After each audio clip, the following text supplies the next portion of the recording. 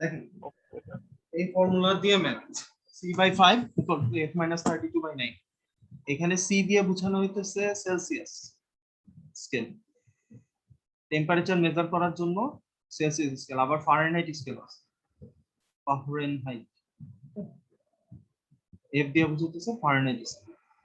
ওকে, so এখানে আপনাকে কোশ্চেনে দুইটা জিনিসের একটা, এখানে সেলসিয়াস অথবা ফারেনহাইট যে কোনো একটা বের করতে বলবে। আইদার আপনাকে সেলসিয়াসেরটা বের করতে হবে অথবা ফারেনহাইট বের করতে হবে। এবং এখানে মজার ব্যাপার, ফর্মুলা জাস্ট একটার ভ্যালু বলে দিবে। সো আমরা ধরে নিই সেলসিয়াসের ভ্যালু দেওয়া আছে আপনাকে কোশ্চেনে 38 ডিগ্রি সেলসিয়াস। ধরো আমি কোশ্চেনটা লিখে দিই, the temperature of temperature of 6th August was 38 degrees Celsius. What is the value of temperature in Fahrenheit scale? Like Fahrenheit scale.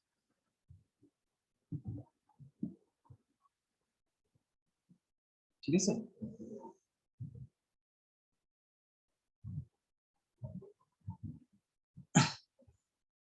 Hello,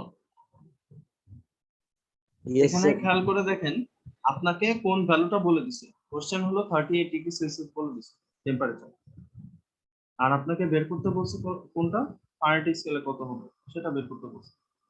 okay fine. So এখন আমরা কিভাবে ম্যাথটা করব, আমাদের ফর্মুলা আছে c/5 f - 32 / 9। ওকে,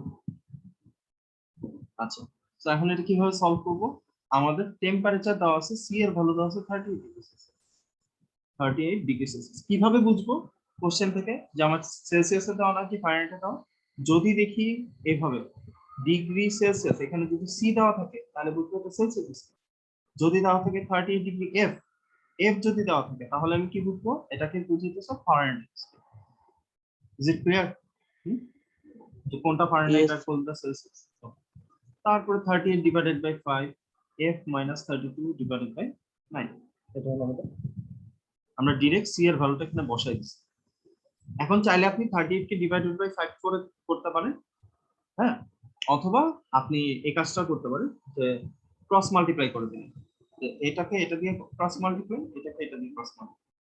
ঠিক আছে, সো আমরা যেটা তাহলে 5 কে f - 32 দিয়ে মাল্টিপ্লাই, এখানে অর কথাটা লিখতে হবে প্রথমে, 5 into f - 32 equal to 38 into 9। Degree সেলসিয়াসটা ক্যালকুলেশনের সময় না লিখলেও চলবে, হ্যাঁ, কোনো সমস্যা নেই। দেন এখান থেকে আমরা কি বের করতে পারবো, 5 কে f দিয়ে মাল্টিপ্লাই করলে কত আসে, 5f। আচ্ছা, আমরা এই পাশেই করি, 5 কে f দিয়ে মাল্টিপ্লাই করলে যেখান থেকে এখানে 5f - 32 -160, আর 38 কে 9 দিয়ে ডিভাইড করলে আমরা আসবে 342, এটা আসা করি, হ্যাঁ 342 আসছে। দেন আমরা কি করব, শুধু f এর ভ্যালুটা বের করব। সো f এর ভ্যালু যদি বের করতে হয় 160 কে কি করতে হবে, মানে যেটার ভ্যালু বের করব এটাকে এক পাশে রাখ, বাকিগুলোকে কি করব অন্য পাশে পাঠিয়ে দিব। কি বলছি কথাটা বুঝতে পারছেন? যেটার ভ্যালু বের করব সেটাকে শুধু এক পাশে রাখবো, এখানে ফারেনহাইট বের করতে দিচ্ছি, ফারেনহাইটটা এক পাশে থাকবে, বাকি সব যা আছে অন্য পাশে পাঠিয়ে দিব। -160টা রাইট সাইডে চলে গেলে কি হবে, +160 হবে না, 342 +160। সো এখান থেকে আমরা কি পাচ্ছি, 5f = 340 100, তাহলে 542, এটার সাথে 60, 602 নাকি 2, হ্যাঁ ঠিক আছে। ও না না 502,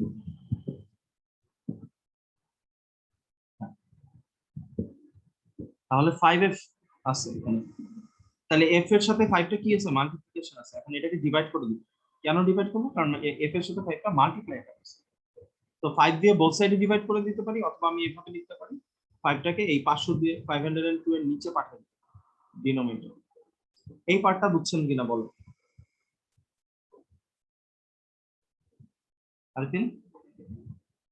Yes, sir. ওকে, সো এখন এফ এর ভ্যালু কত আসবে? 100.4 আসবে। এই যে 5, এটাকে 502 দিয়ে 515, এখানে 0 আসে, এখানে একটা 0 নামবে, কিন্তু 0 তো ডিভাইড করতে পারবো না, একটা 0 বসাই না। আবার 2 আছে, 2 নামে না, 2 ও 0 দিয়ে যাবে, 5 দিয়ে ডিভাইড হয় না, তাহলে আবার আরেকটা 0 বসাইতে হবে, তারপরে কি হবে? 502 আসছে না? হ্যাঁ, আচ্ছা, এরপরে আমার কি 2 তো যায় না, একটার জন্য এটা নামাইলাম। হ্যাঁ, আচ্ছা, আমি তোমার বুঝাইতে গিয়ে তাড়াহুড়ো করে ফেলছি, একটু আস্তে আস্তে। 85টা, তাহলে 5 কে 1 দিয়ে 5, আর কিছু হয় না, 0টা নামবে নাকি? হুম, 0 কি যায়, ডিভাইড করা যায়? No, sir. এই জন্য এখানে একটা 0 বসে। আচ্ছা, এরপরে 2, এরপরে নামাইলাম, এই 2 ও ডিভাইড যায় না, তারপরে আবার একটা 0 বসাইলাম, ঠিক আছে? তো এটাও যায় না, তারপরে কি করতে হবে? এখন আনতে হবে, এখন আর নামানোর কিছু নাই, তো আমাকে এখন ডেসিমাল আনতে হবে, তারপর এখানে 0 বসাবো। এখন 20টা 5 দিয়ে ডিভাইড, সো 5 into 4, 20। ওকে, এটা কি বুঝতে পারছেন Yes, sir. ডিভাইডটা?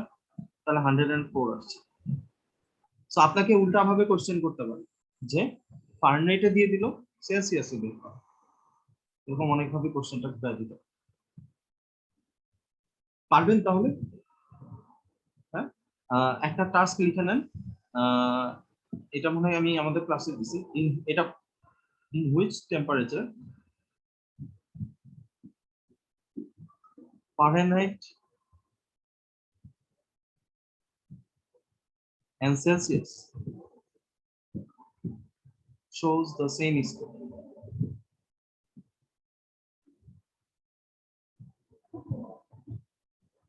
Fahrenheit and Celsius shows the same scale, মানে একই টেম্পারেচার স্কেল দেখাবে।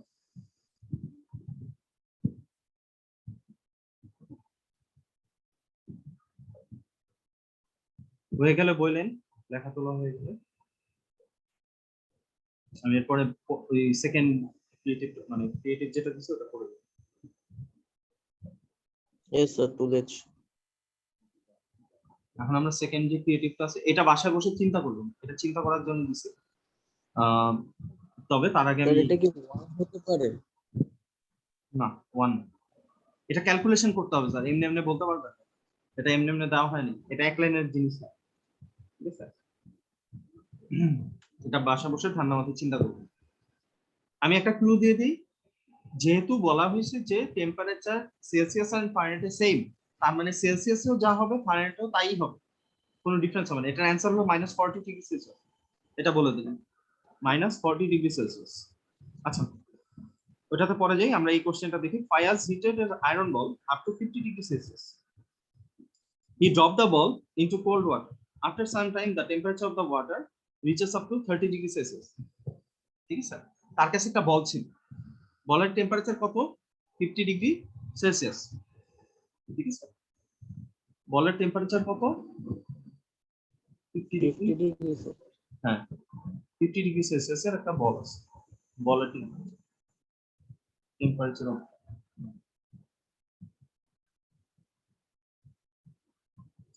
তাহলে এটা ডিগ্রি সেলসিয়াস আছে, ভালো কথা। He drop the ball into cold water, এখন সে কি করছে? এই বলটা নিয়ে ঠান্ডা পানির মধ্যে দিয়েছে, 50 ডিগ্রি সেলসিয়াস একটা বল আছিল, এটা ধরে সে ঠান্ডা পানির মধ্যে ছেড়ে দেওয়ার পর এটার টেম্পারেচার কিছু একটা ছিল, সেটা টেম্পারেচার বেড়ে হয়ে গেছে 30 ডিগ্রি সেলসিয়াস।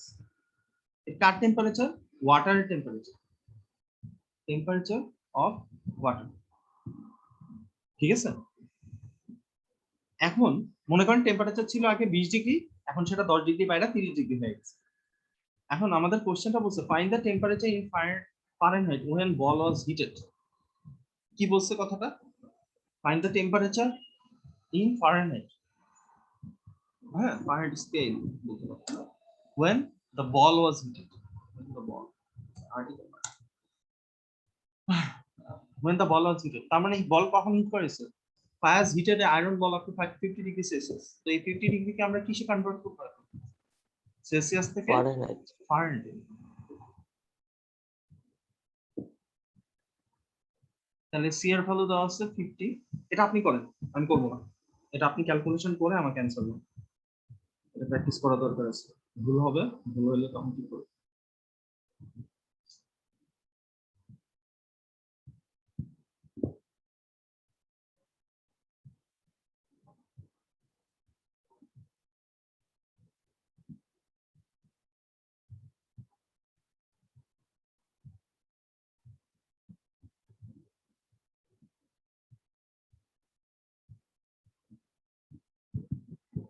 হুম।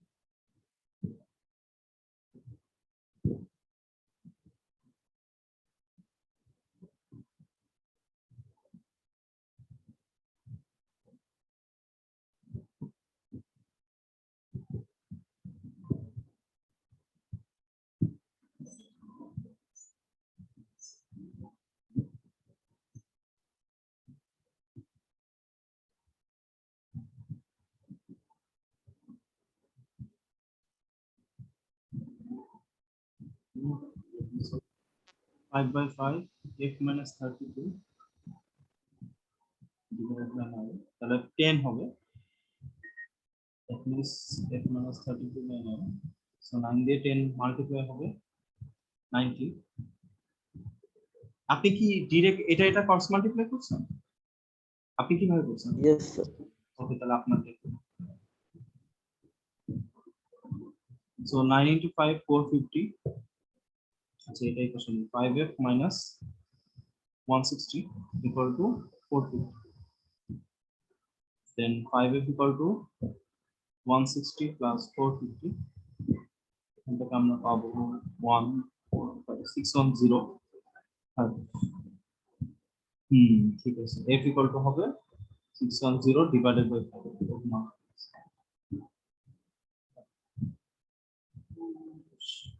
122 ডিগ্রি ফারেনহাইট। তো কি এটা আসছে না? Yes sir. ওকে, তো আমরা পরের মেথড কি বলছে? The temperature difference between the heated ball and after dropping the ball is 10 degree Celsius. কথাটার মানে কি? বলটাকে হিট করা হয়েছিল 50 ডিগ্রি সেলসিয়াস, আবার বলটাকে ড্রপ করার পর টেম্পারেচার কত হয়েছে? 30 ডিগ্রি। ওয়াটারের টেম্পারেচার তখন যা, হ্যাঁ, ওয়াটারের টেম্পারেচার তখন যেটা থাকবে, আপনার বলের টেম্পারেচারও সেমই থাকবে, 30 ইকুয়াল টেম্পারেচার এখানে থাকবে। ঠিক আছে? সো আপনার আচ্ছা, এটা আমরা কাজ করি, বল দিয়ে দিই। হ্যাঁ, বলেরটাই দিয়ে যান, তাহলে আপনাদের ঝামেলা কম হবে, আপনাদের এত চিন্তা করতে পারবেন না। তো আফটার সাম টাইম এটা কারেকশন করে নেন। After some time the temperature of the ball reaches up to 30 degree Celsius. দুইটাই বল দিয়ে দিলাম, তাহলে আর ঝামেলা থাকবে। দ্য টেম্পারেচার এখন ফার্স্টে হলো বলটা ছিল 50 ডিগ্রি, আর যখন আপনি পানিতে মারলেন তখন টেম্পারেচার কত হয়ে গেছে? 30 ডিগ্রি সেলসিয়াস। ঠিক আছে? সো বলা হয়েছে দুইটা ডিফারেন্স হবে 10 degree Celsius in dropping 10 degree Fahrenheit. হ্যাঁ, 10 ডিগ্রি ফারেনহাইট, এটা একটু চেঞ্জ করা। 10 degree Fahrenheit. Dropping the ball is 10 degree Fahrenheit. The temperature difference between heated ball and after dropping the ball is 10 degree Fahrenheit. এটা দিই, কারণ degree Celsius দিলে তো চেঞ্জের কিছু নেই। এটা একটু কারেকশন করেন, 10 ডিগ্রি ফারেনহাইট। করেছি। সো আমরা এখন যদি ম্যাথটা করতে চাই আমাদেরকে প্রথমে খেয়াল করতে হবে সেকেন্ড যে টেম্পারেচারটা after dropping the ball, temperature কত হবে? 30 degree. Ball in the water,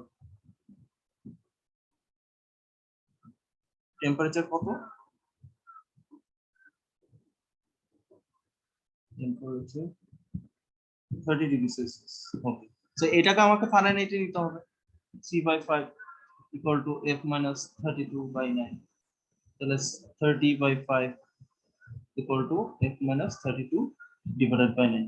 এটা কেটে দিয়ে মাল্টিপ্লাই, এটা কেটে দিই 270, আচ্ছা 5F minus 160 equal to 270। 160 টা আবার রাইট সাইডে চলে যাবে,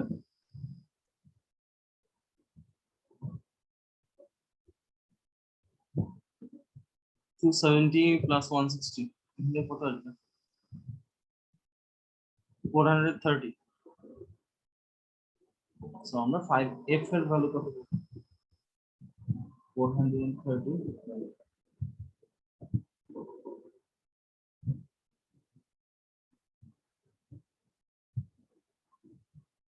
86 ডিগ্রি ফারেনহাইট। সো এখন টেম্পারেচার ডিফারেন্স কত হবে তাহলে?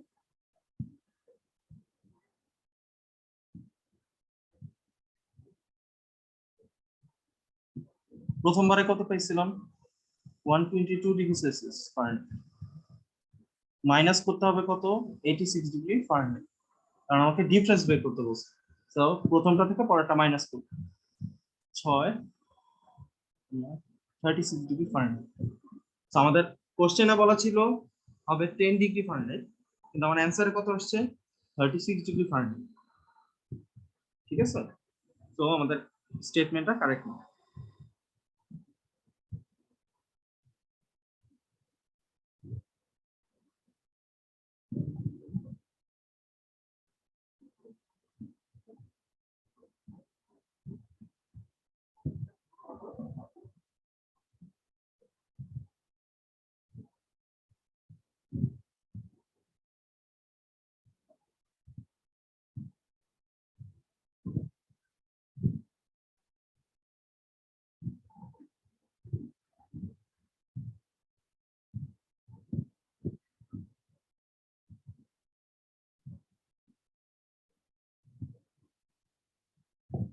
আলফিন, আপনি কি ম্যাথটা বুঝতে পারছেন?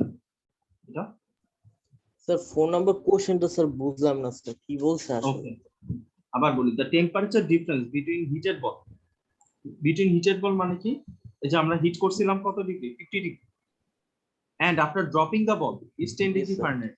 আমরা কি করছিলাম? পরে বলটাকে ড্রপ করছিলাম। তার মানে আপনি একটা বল আপনার প্রথমে হিট করছেন, করার পর ওইটাকে পানির মধ্যে ফেলছেন, পানির মধ্যে ফেলার পর একটা টেম্পারেচার হয়েছে, আর যখন বলটা হিট করছেন তখন একটা টেম্পারেচার ছিল 50 ডিগ্রি আর 30 ডিগ্রি। এখন এই দুইটার যে ডিফারেন্স হবে, হ্যাঁ, the temperature difference between heated ball and after dropping the ball is 10 degree Fahrenheit. মানে আপনার বলটা হিট করার সময় যে টেম্পারেচার আর বলটা যখন পানিতে ফেলছেন ওইটার যে টেম্পারেচার, দুইটার ডিফারেন্স হবে 10 ডিগ্রি ফারেনহাইট। এবার ক্লিয়ার হচ্ছে নাকি আবার বলবো? জি স্যার। আপনাকে বলা হয়েছে এই দুইটার ডিফারেন্স আপনাকে দেবে। সো এটা কি স্টেটমেন্টটা ঠিক আছে কিনা? কিন্তু আমরা ক্যালকুলেশন করে কি পেলাম? কত আসছে আমাদের? 36 ডিগ্রি ফারেনহাইট। তাহলে আমরা বলবো we don't agree with the statement. We don't agree with the statement.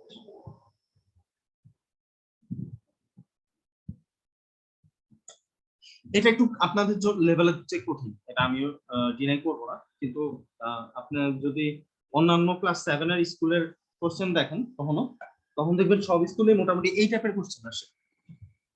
ওইখানে একদম ইজি এরকম ডিরেক্ট কোনো কোশ্চেন আসেই না।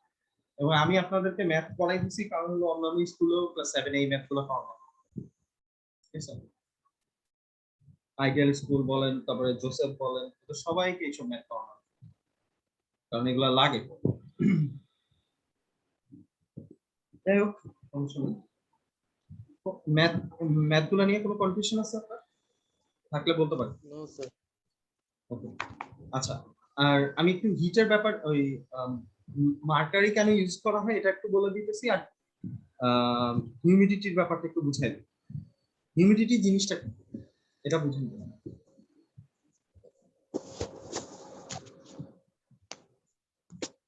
Hello, yes sir. হিউমিডিটি জিনিসটা কি? আপনার মতে কি? আমরা যদি বলি এই যে স্যার যেমন উষ্ণতা। না, হিউমিডিটি আচ্ছা বলেন তো আজকে হিউমিডিটি বেশি না কম? স্যার আজকে বেশি। হিউমিডিটি বেশি কেমনে বুঝলেন আপনি? মানে কিভাবে বুঝছেন? স্যার আজকে বৃষ্টি হয়েছে। বৃষ্টি হচ্ছে তার মানে কি ওয়াটারের পরিমাণ কি, ওয়াটারের কোয়ান্টিটি আমাদের যে এয়ারে এটা কি অনেক বেশি, ঠিক আছে? তো এটার জন্য আমার একটা মানে অ্যানালজি টাইপের বলতে পারেন, ম্যারাডোনা একটা সমস্যা ছিল। ম্যারাডোনা প্রচুর খাওয়া দাওয়া করতো, মানে ইচ্ছা মতো যা মন চায় খেয়ে। তো ওনার মানে পাকস্থলী বিশাল পরিমাণ খাবার দাবার ধরে, এরকম একটা অবস্থা। এখন ডাক্তাররা পরে চিন্তা করলো এত খাওয়া কমানো যেতেছে না, তাহলে কি করা যায়? পাকস্থলীকে ছোট করে দেওয়া, ঠিক আছে? তো পরবর্তীতে কি করা হলো, ওরা পাকস্থলী অপারেশন করে ছোট করে দেওয়া হয়েছে যাতে উনি বিষ খেতে না পারে। হ্যাঁ, তো আলটিমেটলি যেটা হলো ওনার যে খাবার বা ফুড কনজাম্পশন, এটা রেট কমে যাবে না অটোমেটিকলি, যেহেতু ওনার পাকস্থলী ছোট করে দিচ্ছে, ঠিক আছে? তো আমাদের এয়ারের মধ্যেও ইয়েস স্যার। ঠিক সেম ঘটনা। যেমন আজকের হিউমিডিটি হলো 82%, 82% হিউমিডিটি, মানে এটা অলমোস্ট বেশি। আমাদের দেশে হিউমিডিটি অনেক, মানে এই যে বর্ষাকাল বা রেইনি সিজন বা উইন্টার সিজন অনেক বেশি থাকে, ঠিক আছে? আর এই কারণে কি হয়, আমাদের ঘামটা কি করে শুকায় না। খেয়াল করছেন এটা কখনো? আমাদের ঘাম কেন বেশি হয়? আমাদের ঘাম বেশি হয় বা পার্সপিরেশন বেশি হয় কেন? কারণ আমাদের এই যে এয়ারের মধ্যে অলরেডি ওয়াটারের পরিমাণ অনেক পরিমাণে বেশি। ও অলরেডি ওয়াটার খেয়া বসে আছে, ওর পেটের মধ্যে অলরেডি বেশি ওয়াটার। তো আমাদের বডি থেকে যে পার্সপিরেশন হইতেছে, এই ওয়াটার গুলা অ্যাবজর্ব করার মতো অবস্থান নাই, ও অলরেডি পেট ভর্তি, ও আর কি খাবে, ঠিক আছে? ঠিক সেম ঘটনাটা উল্টা ঘটনা ঘটে করতেছে না ডেজার্ট অঞ্চল, ডেজার্ট রিজিয়ন গুলো। ওইখানে কি হয়, দেখা যায় কি ওখানে টেম্পারেচার কিন্তু অনেক বেশি থাকে, কিন্তু ওদের কিন্তু কোনো পার্সপিরেশন হয় না। কেন হয় না? কারণ হিট, ওদের টেম্পারেচার 40 ডিগ্রি বা 45 ডিগ্রি এরকম যেতেছে, কিন্তু দেখা যায় কি ওদের যে পার্সপিরেশনটা হইতেছে ওটা বডি থেকে বের হওয়ার সাথে সাথে এয়ার ওটাকে অ্যাবজর্ব করে ফেলে। সো আপনার বডিতে কোনো ঘাম লেগে থাকবে না, এটা একটা বড় কারণ, মানে এভিডেন্স যে আপনি বুঝবেন যে আপনার হিউমিডিটি বেশি নাকি কম, অবশ্যই। এবং তখন আপনি ফিল করবেন যে আপনার গরম লাগতেছে আরো বেশি। আমাদের ঘামের কারণে কিন্তু আমাদের অস্বস্তিটা বেশি লাগে। ঘাম যদি না হইতো এত গরমের কারণে এত অস্বস্তি লাগতো, হ্যাঁ গরম লাগতো, হিট লাগতো, কিন্তু এতটা অস্বস্তি লাগতো না, যতটা আমাদের মানে গরম পড়লে আমাদের দেশে লাগে। কিন্তু আপনি যদি ডেজার্ট এরিয়া গুলোতে যান, এখানে কিন্তু এরকম অস্বস্তি লাগে না, ঠিক আছে? ব্যাপারটা কি বুঝাইতে পারছি? হিউমিডিটি জিনিসটা কি, যে এয়ারের মধ্যে কতটুকু ওয়াটার আছে, এয়ারের মধ্যে ওয়াটারের পার্সেন্টেজটা কত, এটাই হলো হিউমিডিটি। এয়ারের মধ্যে পার্সেন্টেজ যদি বেশি থাকে ওটা আমি বলবো যে হিউমিডিটি বেশি। হ্যাঁ, আবার যদি এয়ারের মধ্যে ওয়াটারের পার্সেন্টেজটা কম থাকে তখন আমরা বলবো কি হিউমিডিটি কম। দেখবেন আবার ক্রিকেট খেলার সময় ওই যে কমেন্টেটররা, পিচ কিউরেটর, ওরা বলে কি যে আজকে ডিওয়ার একটা ইফেক্ট আছে, ওরা হাত দিয়ে দেখায় যে আপনার ঘাসের মধ্যে দেখা যায় পানি জমে গেছে হাতের মধ্যে, দেখায় না এরকম? তখন আমরা কি বলবো, এটা হিউমিডিটি বেশি আছে, ঠিক আছে? এয়ারটা অনেক হিউমিড থাকে। আচ্ছা, ওইটা আবার আরেকটা, ওটা ডিউ ফ্যাক্ট বলে, ডিউ এর ব্যাপারটা আরেকটা। আচ্ছা হোক, আমরা ওইটা যাবো না। আরেকটা ইম্পর্টেন্ট জিনিস, why mercury is used in thermometer. থার্মোমিটারের মধ্যে মার্কারিটা কেন ইউজ করে? অন্য কিছু তো ইউজ করতে পারো, পারতো না? পানি ইউজ করতে পারো, ওয়াটার ইউজ করতে পারো, মার্কারিটা কেন ইউজ করতেছে? সো মার্কারিটা ইউজ করার কারণ মার্কারি কিন্তু একটা কালার আছে নিজস্ব, সিলভার একটা কালার, হ্যাঁ? আর মার্কারিটা কখনো ধরছেন? মার্কারি ধরা যায়? আপনি হ্যান্ড ফিলটা কেমন? আপনি গ্রিপ করতে পারবেন মার্কারি? No sir. পারবেন না। ধরলেই দেখবেন ও ঠাস করে দৌড় দিচ্ছে, যত ধরতে যাবেন ও তত দৌড় দেয়, ঠিক আছে? আবার যদি ব্রেক ডাউনও করতে পারেন, মানে আপনি ধরতে গেলে ব্রেক করতে, আপনি কোনোভাবেই এটাকে ধরতে পারবেন না। তো এটা এটাকে বলা হয় কোহেশন প্রপার্টি। আমরা যেমন পানি ধরলে পানি দেখবেন আমাদের হাতের মধ্যে লেগে থাকে, এই লেগে থাকাটাকে বলা হয় কোহেশন, ঠিক আছে? অ্যাডহেরেন্সও বলা হয়, মানে কোনো কিছু আমাদের গায়ের সাথে লেগে থাকে, হ্যাঁ? কিন্তু আমি যদি থার্মোমিটারের মধ্যে পানি ইউজ করতাম তখন দেখা যেত কি থার্মোমিটার যদি ঝাঁকি মারি না, আমরা যখন স্কেলটাকে লোয়ার করতে চাই তখন আমরা কি করি, শেক করি ওই থার্মোমিটারে। তো পানি যদি থাকতো, ওয়াটার যদি থাকতো, তখন যে সমস্যা ফিল করতেন, দেখতেন আপনি গ্লাসের গায়ে গায়ে আপনি কি লেগে থাকবে, ওয়াটারের মলিকুল গুলো লেগে থাকবে না, তখন আপনার সমস্যা হবে না। ঠিক আছে, তো মার্কারিতে কিন্তু এই সমস্যাটা হয়। মার্কারি যখন আমরা শেক করি তখন দেখা যায় কি পুরা মার্কারিটাই নিচে নেমে যায়, এবং ওই গ্লাসের যেই পার্টটা থাকে ওটার মধ্যে কোনো মার্কারি কিন্তু লেগে থাকে, অ্যাডহেয়ার করে থাকে। সো এই জন্য মার্কারিটা ইউজ করা বেটার। ঠিক আছে, এবং আরেকটা বড় ব্যাপার, মার্কারিটার জন্য যে টেম্পারেচার লাগে, যে নর্মালি ওয়াটারের বয়লিং পয়েন্ট আর ইয়া পয়েন্ট কত, ফ্রিজিং পয়েন্ট কত?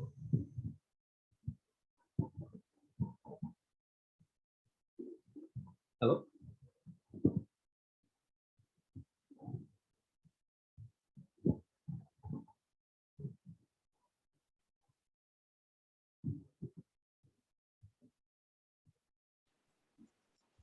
হ্যালো।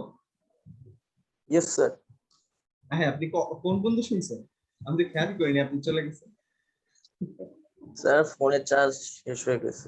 আচ্ছা, কোন বন্ধু শুনছেন? আমি কি বলতেছিলাম? আচ্ছা, স্যার আপনার ওই যে মার্কিউরিতে কেন ইয়া থাকে? আমি কোনটা বলতেছিলাম, মানে ওই যে ওয়াটার ইউজ করলে যে সমস্যাটা হয় বলতেছিলাম, যে ওয়াটার কি হয়, এই গ্লাসের গায়ে লেগে থাকবে, এটা একটা বড় সমস্যা। কিন্তু মার্কেটে কিন্তু আমরা যখন শেক করব, টেম্পারেচার স্কেলটাকে যখন লোয়ার করতে হবে, তখন কিন্তু মার্কেটটা এই গ্লাসের গায়ে লেগে থাকবে না। এটা কিন্তু একটা বড় অ্যাডভান্টেজ। এরপরে বয়লিং পয়েন্ট আর মেল্টিং পয়েন্টের একটা ব্যাপার আছে। মার্কেটিং মেল্টিং পয়েন্ট হলো -38°C এর মতো, বা 38.9 বা 39 এর। সো নরমালি কিন্তু এত কম টেম্পারেচার আমাদের যায় না। আবার এটার বয়লিং পয়েন্ট হলো 356.7°C, মানে 350°C এর অনেক উপরে। সো চিন্তা করেন, নর্মাল টেম্পারেচারে কিন্তু এটা বয়েল হয়ে যাবে না, এই ঝামেলাটা কিন্তু থাকতেছে না। কিন্তু আপনি যদি ওয়াটার নিতেন, ওয়াটার যদি ওইটার মধ্যে থাকতো, দেখা যেত কোনো হিটের কারণে ওটার ওয়াটার মলিকিউল গুলো ভ্যাপার হতে পারতো, এরকম একটা চান্স থাকে। হ্যাঁ, আবার ফ্রিজিং পয়েন্টেও কিন্তু চলে যেতে পারে, এটাও একটা সমস্যা। 0°C ফ্রিজিং পয়েন্টে চলে যাবে, তো আপনি ওই থার্মোমিটার তখন ইউজ করতে পারবেন।